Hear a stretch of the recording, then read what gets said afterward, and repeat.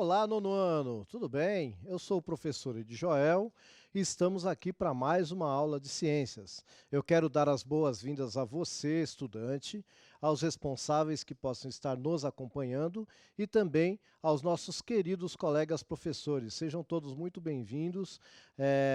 Espero que a gente tenha aí uma aula bem agradável. Para interagir com vocês aí no chat, a gente tem o nosso querido professor Magno. É isso aí, galera do nono ano. Estamos iniciando em mais uma daquelas aulas lendárias aí de ciências. Vamos falar hoje de um tema bem legal, vai ter algumas interações no chat. E eu espero aquelas participações sempre bacanas, trazendo criatividade, algumas sugestões e as suas hipóteses aí e possíveis respostas bem legais para as perguntas que a gente formulou aí. Muito bem, meus queridos, no dia 14 a gente estava falando sobre extinção, lembra? Aí quando vocês iam começar a falar de dinossauro, tal, acabou a aula, né? E eu prometi que eu ia voltar ao assunto a partir daí, lembra? Aí o professor Magno tinha montado a aula dele sobre água, sobre meio ambiente, tal, e aí a gente vai fazer uma amarração hoje aí desses dois assuntos. Tudo bem? Mas antes vamos ver aí quais são as habilidades que nós vamos trabalhar aí. Então, ó, um monte de habilidade aí, ó. A 11, que é selecionar informações relevantes sobre a variação dos seres vivos e discutir a evolução e a diversidade das espécies, com base na atuação da seleção natural, sobre as variantes de uma mesma espécie, resultantes do processo reprodutivo. Discutir a importância das unidades de conservação para a preservação da biodiversidade e do patrimônio nacional e suas relações com as populações humanas e as bacias hidrográficas. E a 13, propor iniciativas individuais e coletivas para a solução de problemas ambientais da comunidade e ou da cidade, com base na análise de ações de consumo consciente e de sustentabilidade bem-sucedidas. Muito bem, então a gente vai trabalhar essas três habilidades, parte delas, né? A gente não vai trabalhar todas em sua totalidade, ficou meio redundante, mas é isso aí, todas em sua totalidade, mas nós vamos trabalhar na medida do possível aí essas habilidades, tudo bem? E como que a gente vai fazer isso? Bom, para não perder o costume, a gente vai dar uma olhadinha no caderno, né? Vai refletir sobre o que está sendo discutido, resolver as atividades que a gente vai passar para vocês, buscar informação e, claro, interagir com o nosso querido professor Magno aqui no chat. Tudo bem? Bom, então qual é o objetivo específico desta aula aqui? Então a gente quer entender que medidas podem ser tomadas para nós não nos tornarmos o fator de extinção de muitas espécies, né? A gente está discutindo aí extinções em massa, não é isso? Será que nós podemos nos transformar num fator de extinção em massa? A ideia é fazer uma reflexão, essa é a resposta que eu não vou dar para vocês, tá bom? A gente vai fazer essa reflexão ao longo da aula, tudo bem? E aí você tire a sua conclusão. Até onde a culpa é nossa, até onde a natureza vai ser assim, independente da gente estar aqui ou não, né? E aí você tira a sua conclusão. Eu não estou aqui para trazer esse tipo de resposta, né? Talvez o professor Magno depois dê a resposta. Não, eu estou aqui para formular hipótese e ver aí as observações que os alunos vão formular. Muito bem. Queridos, então na aula anterior, a gente estava discutindo aí sobre várias possibilidades de terem surgido aí diferentes extinções em massa. Uma foi aquela história lá da deriva continental. Vocês lembram? Vamos dar uma olhadinha aí no slide. Olha só. Você tem aí então a Pangeia, lembra? Depois ela vai se transformar, né, em dois outros supercontinentes, né, que é Gondwana e Eurásia, se não me engano. Enfim, e aí, imagina, esse processo, lógico que ele é lento, tá, gente? Ele vai demorar milhões de anos para acontecer, né? Na animação aí ela acontece em segundos, mas ele é extremamente lento. Mas você imagina que alterações climáticas podem ocorrer aí em cada continente enquanto esse processo está acontecendo. Né? Lembra quando a gente discutiu sobre o surgimento de novas espécies, né?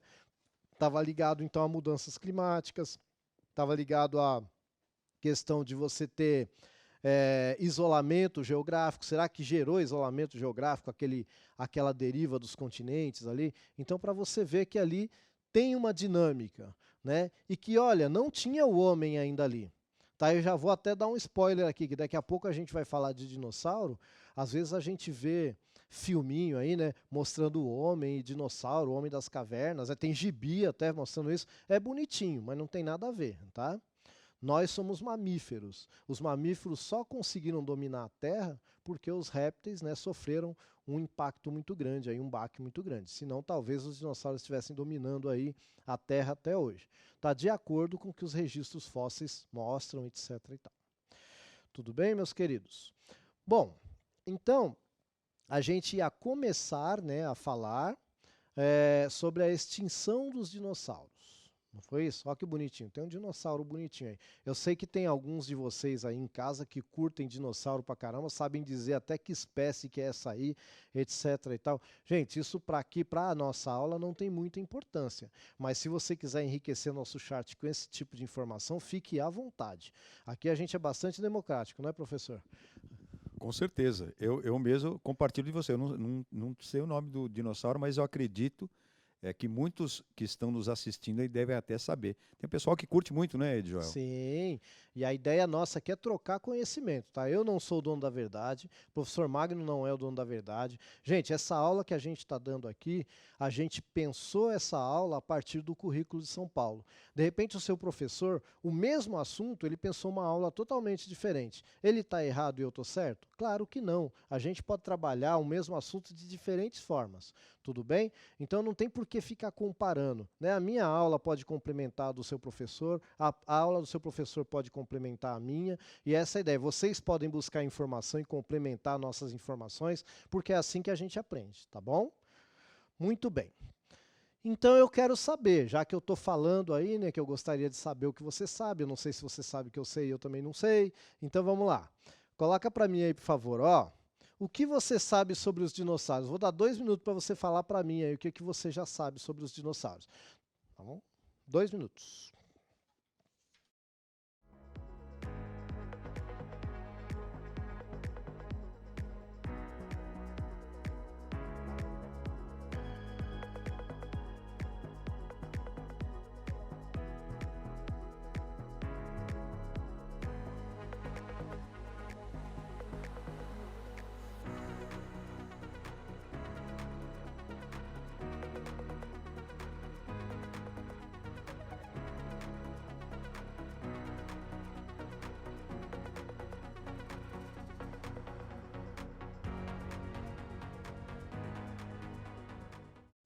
Ah, que legal. Eles colocaram aqui que são seres que foram extintos. Eles frisaram bastante a extinção, professor Edjoel. Muito bem. Inclusive, um abraço aqui para a professora Isilda, Opa, que seja colocou isso, bem-vinda, que eles foram professora. extintos. Aí tem uma contribuição bacana aqui, como é de costume, já uma tradição para a nossa aula. Eduarda, olha só, professor, que eram em muitas espécies. Tinha bastante diversidade deles e que existiam vários, entendeu? Muito bom, Com tipos de alimentação diferentes, olha que bacana.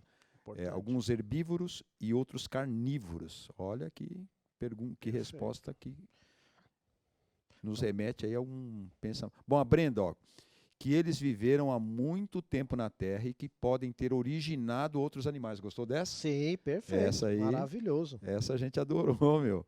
Ó, Sim. primeiro presente, a Verônica. Tá ok, Opa, Verônica, tá tá já anotado aqui. tá anotado aqui a presença, tá bom? Os dinossauros eram répteis, caçavam e morreram extintos. Muito bem. O Arthur também deu essa contribuição de extinção. Tem participação de professor aqui também bastante, viu, Opa, professor? Ó, e tem perguntas completinhas. sim. Vamos a ela, ó. É. O Cauã escreveu assim: os dinossauros foram répteis que andaram sobre a Terra há milhões de anos. É até meio poético isso, né? Foram seres que andaram sobre a Terra. Houve uma extinção em massa por conta de um asteroide que caiu sobre o México. Porém, é uma teoria, calma, é uma teoria. E os dinossauros da imagem parecem um apatossauro. Aê! Obrigado, olha aí, tá vendo? Gosto assim de perguntar e o cara ir lá e Não, responder. o pessoal participa mesmo. Gente, olha, orgulho desse 9º ano, viu? Sempre tenho. Olha mais uma completinha aqui, eu vou ler essa daqui, é a última, vai. Eram répteis que habitavam a Terra há milhões de anos atrás, com muitos tamanhos consideráveis, e e uma era violenta. Foram extintos pela poeira de um meteoro que causou ao colidir com a Terra. É legal vocês colocarem isso, que aí a gente consegue essa construção de como é que você recebeu essa informação de que a extinção dos dinossauros está principalmente ligada a essa queda do meteoro. Né? É importante para a gente saber assim, o que você pensa, né, dele e tal. Ó, teve mais gente que colocou aqui, ressaltando essa questão do herbívoro carnívoro, que é legal, né, Oba. professor Edjoel? É porque aí a gente pensa naquela questão da cadeia alimentar, né? Devia existir um equilíbrio ali, né? O carnívoro, o herbívoro servindo de alimento para o carnívoro, né? Existia esse equilíbrio também entre os dinossauros, né? E mesmo assim, olha no que deu. Bom, mandar um abraço aqui para a professora Vânia, que escreveu que os dinossauros desapareceram há mais ou menos uns 65 milhões de anos. Um Isso. abraço aí.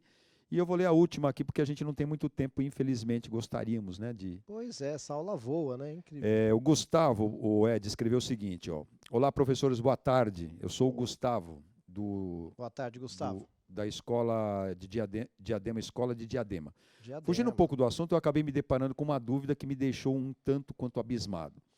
Por que o ovo mudar do estado líquido para o estado sólido se eu estou esquentando ele? Por que muda? Então, o que acontece é o seguinte, nós e o ovo também somos formados por proteínas.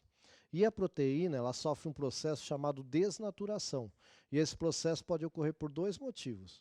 Mudança de pH, ou seja, acidez, né, e alcalinidade, tá? Ou por temperatura. É o que acontece ali com a albumina, que é a proteína do ovo. Tá bom? Quando você esquenta, muda a estrutura molecular ali da proteína, ela sofre uma desnaturação, tá bom? E por isso que endurece.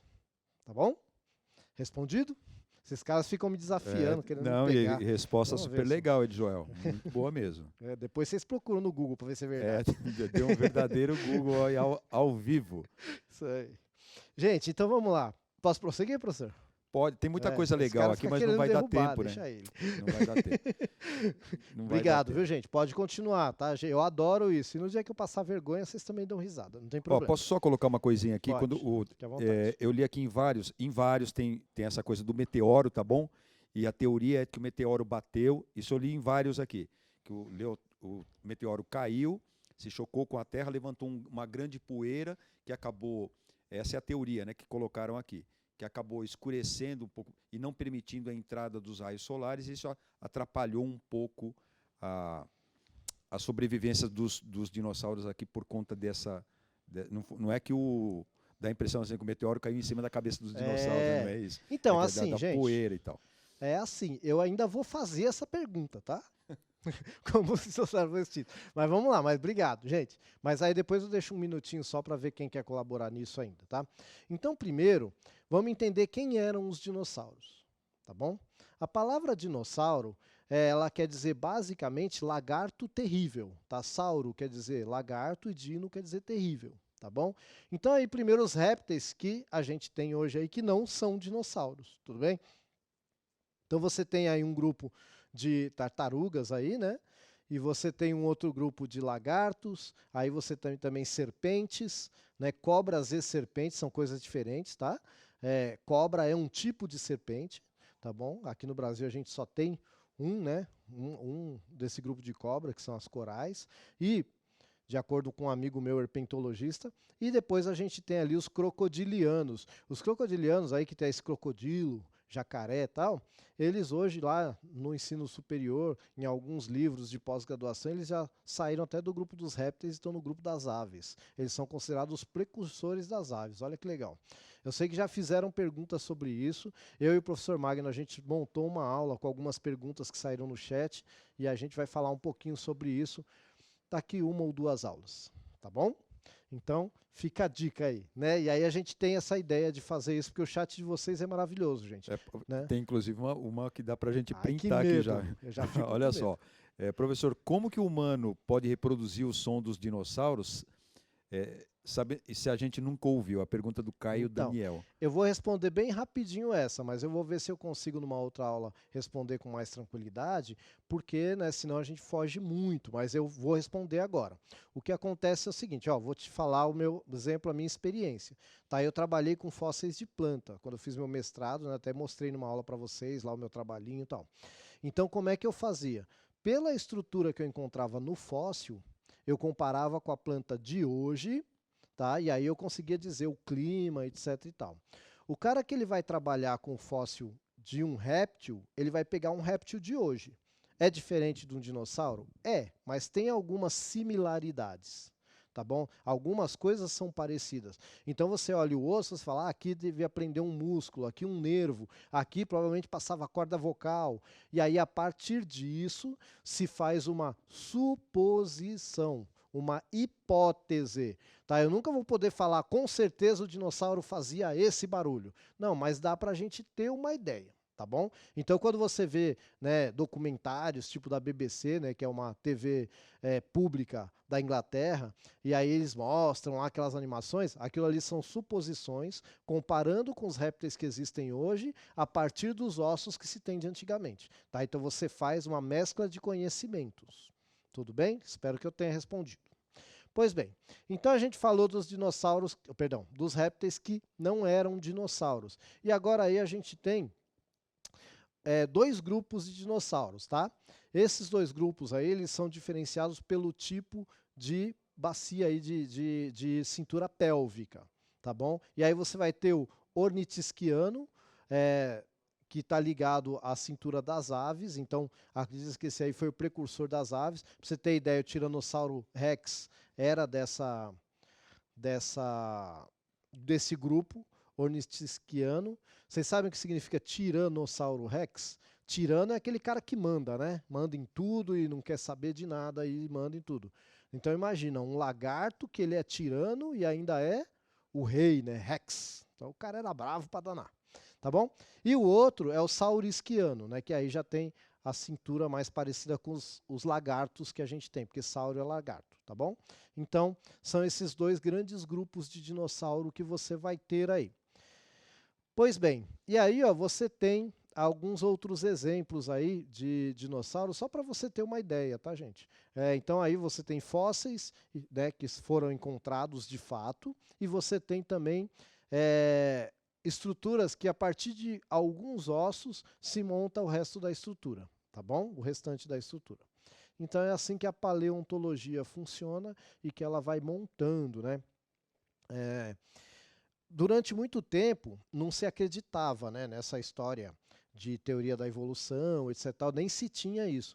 Então a explicação, né, que os sábios da época davam é que os fósseis eram o molde que Deus tinha usado para poder fazer os seres vivos de hoje, e tal. Então é uma explicação também, né, mas que hoje ela caiu em desuso por conta das tecnologias que a gente tem para pesquisar, etc. e tal. Mas é legal saber, né? Conhecimento não ocupa espaço, certo?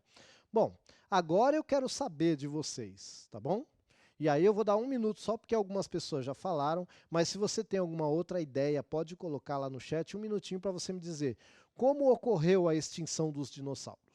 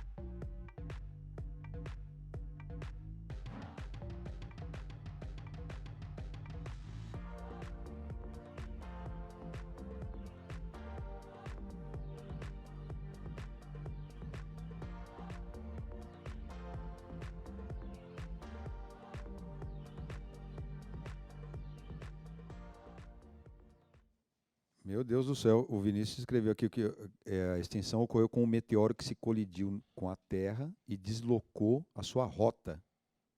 Meu Deus. Hein? Várias pessoas colocaram aqui o impacto do meteoro e tal, mas parece que isso não está muito claro como é que essa, essa colisão pode ter ocasionado. O Charlie Joel colocou que o Opa, meteoro caiu em algum lugar no México. é uma possibilidade. Big Bang? Não, Big Bang não, Rafael. Não. Poxa vida. Big Bang é quando surge tudo, né? É uma outra história. Aqui também inverteram um pouco a história da questão da galinha e tal, com a semelhança com os dinossauros. O professor Ediol, acho que se tiver um tempinho, vai comentar Sim. também e tal. Se eu, a gente vai, eu vou me ater um pouquinho à questão da extinção de dinossauro, gente. Eu vou voltar a falar o que eu já falei em outras aulas, tá? Você não é obrigado a acreditar em nada que está sendo falado aqui. Cada um tem suas convicções. Mas você tem que saber, se você for fazer uma prova de ciências, um vestibular, você tem que saber o que a ciência fala, independente de você acreditar ou não. Tá? A gente não está aqui impondo nada a você. Mas o conhecimento científico, a partir dos estudos que foram feitos, chegou a essas conclusões. Ah, é a verdade absoluta? Claro que não. Mas na ciência a gente só fala aquilo que a gente tem evidência. Tá? Essa é a única diferença, mas não é melhor nem pior do que você acredita. Tudo bem? Então vamos lá, vamos contar a historinha para você. Tá?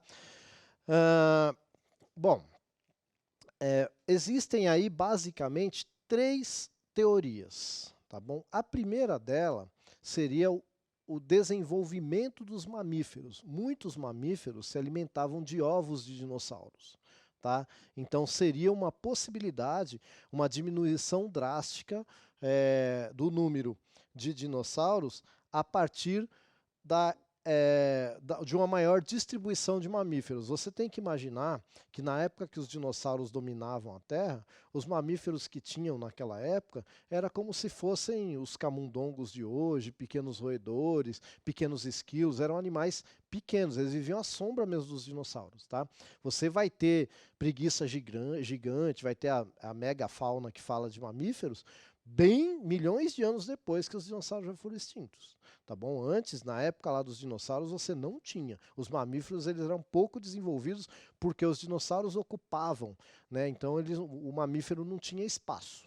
Tudo bem? Mas uma das teorias é que o mamífero ajudou com a extinção porque ele predava os ovos lá no ninho do dinossauro.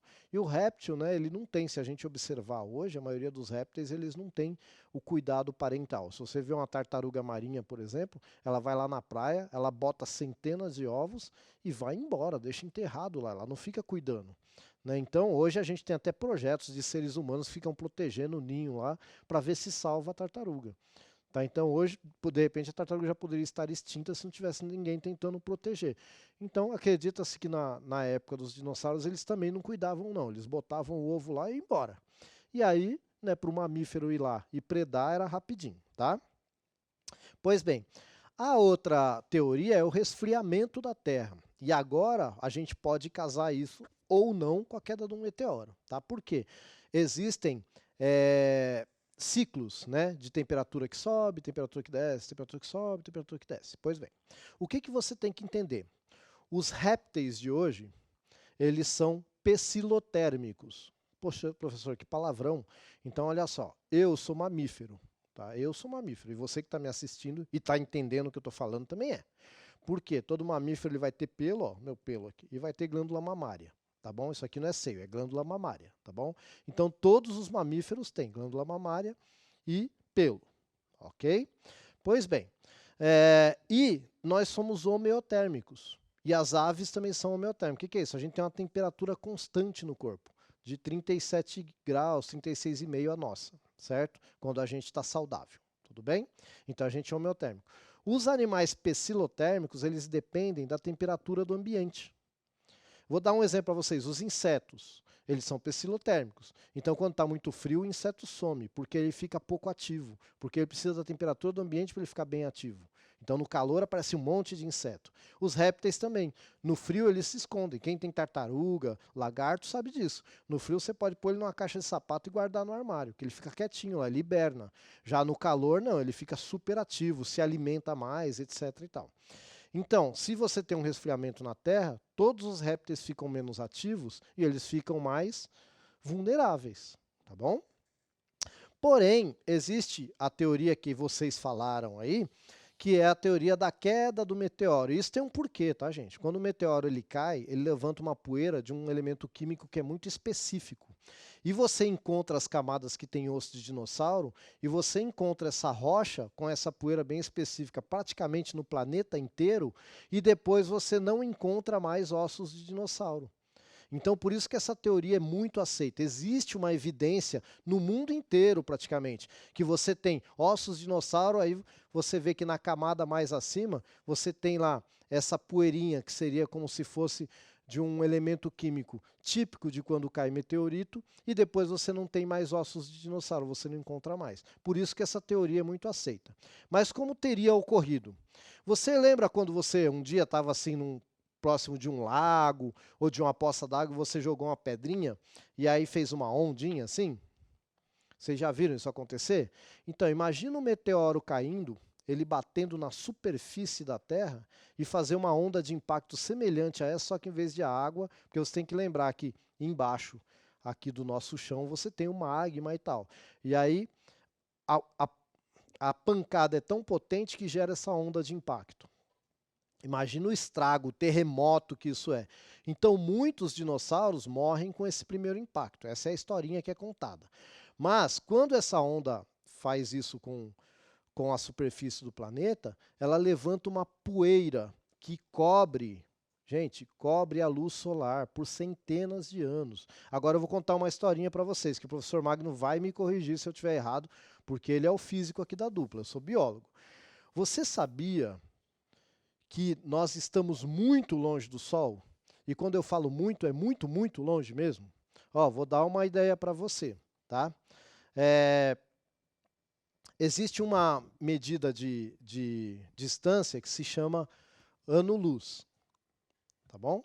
Então, um ano-luz é a distância em que a luz percorre em um ano, lembrando que a luz viaja a 300 mil quilômetros por segundo.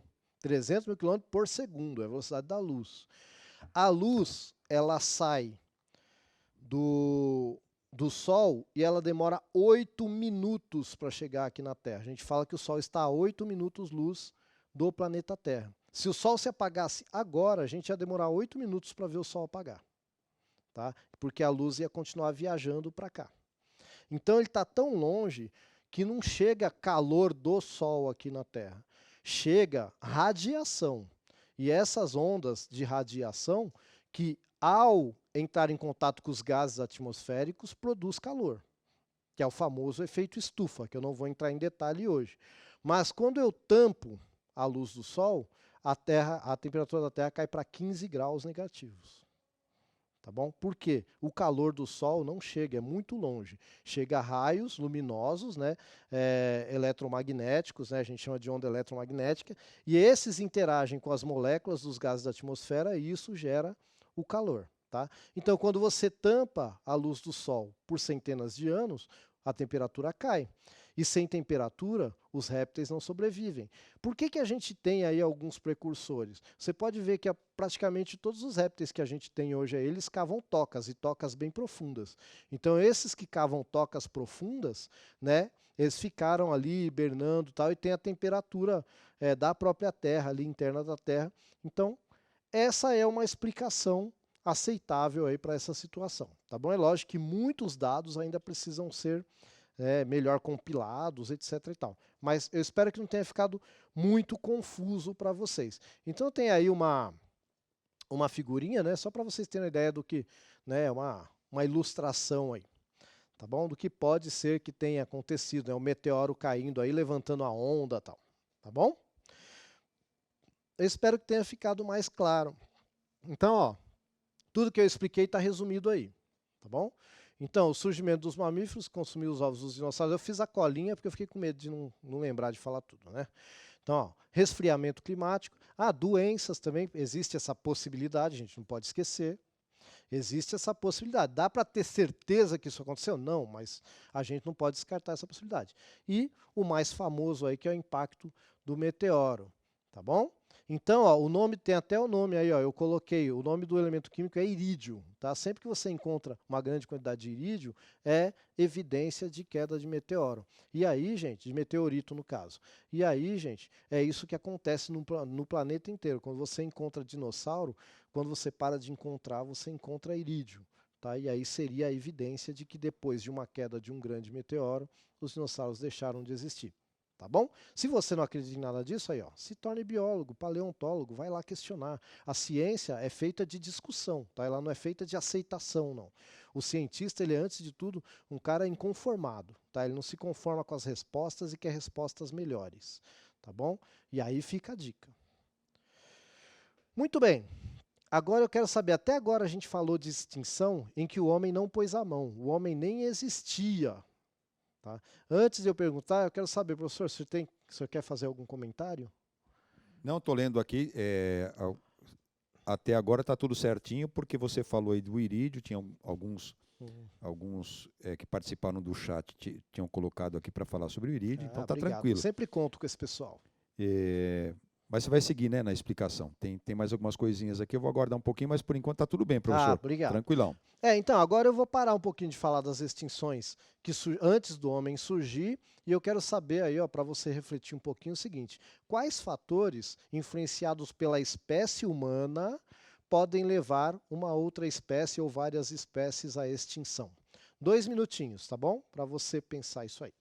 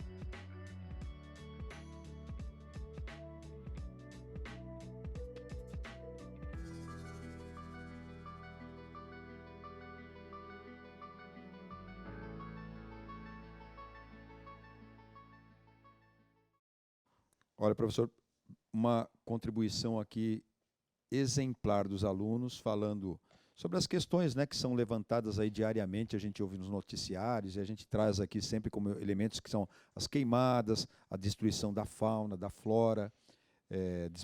Por exemplo, o Felipe colocou aqui, ó, queimadas, desmatamento florestal, poluição. O João Paulo também, Ana Clara, a Ana Beatriz colocou isso também. O Thales ainda acrescenta a caça, Sim. né? O contrabando. Valeu, Thales, muito bem. O Antônio colocou a queimada também. Eu achei umas coisas legais aqui, ó. A caça, quando a gente está falando, da caça ilegal, né? Aquela predatória, né? Porque quando você caça para comer é uma coisa, né? Você está ali vivendo naquele ambiente, você faz parte do ambiente, você não está desequilibrando. Agora, quando você caça um monte para vender, para contrabandear, aí é complicado, né? Eu não estou falando com isso que pode caçar para comer, tá? Mas só que são situações diferentes. Né? Achei aqui, ó. A professora Soraya, um abraço aí para a professora Soraya, participando aqui conosco e com os seus respectivos alunos, provavelmente. Ela colocou desmatamento. Perfeito. O Diogo dos Reis colocou, Ed, ó, a ganância por dinheiro leva o homem a destruir os habitats da espécie. Tocou num ponto aqui econômico-político, né, que acaba, sim, reverberando nas questões ambientais e de extinção. Eu encontrei bastante coisa legal aqui, professor. Eu vou só colocar aqui, como participante do chat também, o que pode causar, e é uma preocupação nossa, é o uso também de inseticidas, Sim. de química no solo, principalmente sem nenhum controle, sobretudo em países como o Brasil. Tá bom? Muito bem. Eu queria, nem tá na aula, mas eu queria comentar essa questão que o colega colocou muito bem aí do dinheiro, da grana. Porque às vezes eu vejo um vizinho meu lá lavando a calçada, né? E aí você vai reclamar com o cara fala assim: "Ah, mas eu pago a conta de água". Então, o problema é que assim, aqui no Brasil a gente não paga água, tá, gente? A gente paga o tratamento da água. E quanto mais a gente desperdiça, mais caro fica o tratamento. Mas não fica só para aquele cara que lava a calçada, fica para todo mundo. Porque a conta d'água é uma vaquinha que todo mundo paga pelo tratamento. Então, quando eu desperdiço a minha água, eu estou deixando a conta de todo mundo mais cara, não só a minha. Então, né, até a hora que não tiver mais água, eu posso ter muita grana para pagar a conta d'água, mas se não tiver água, de nada adianta, né? Então é só uma reflexão. Mas vamos lá, ó. Então eu vou mostrar para vocês aí esse bichinho bonitinho, né, que é o panda, tá? Ele não é o urso panda, ele é só panda, tá bom? Ele não é um urso. O panda, ele, durante muito tempo, a gente ouviu que ele estava entrando em extinção naturalmente, porque ele estava perdendo o interesse em cruzar, em encontrar parceiro sexual, etc. Hoje já se sabe que não. Esse comportamento dele estava diretamente ligado à destruição do seu ambiente, à falta de alimento para ele, etc. Então foi um mecanismo de defesa. Bom, não tem comida, então para de procriar. É assim, simples assim.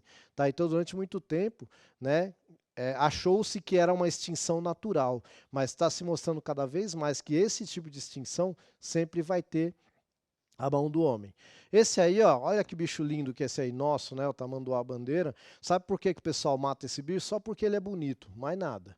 Tá? Então, em muitos lugares ele já é considerado extinto. No Uruguai, por exemplo, você não encontra mais, ele já viveu no Uruguai, né? E em muitos lugares ele é considerado seriamente ameaçado, apesar de ter bastante deles em cativeiro, tá? Mas solto na natureza. Não sei por que a gente tem essa mania de achar que se o bicho é bonito, ele merece levar um tiro, né? Mas enfim. Outra coisa aí, ó.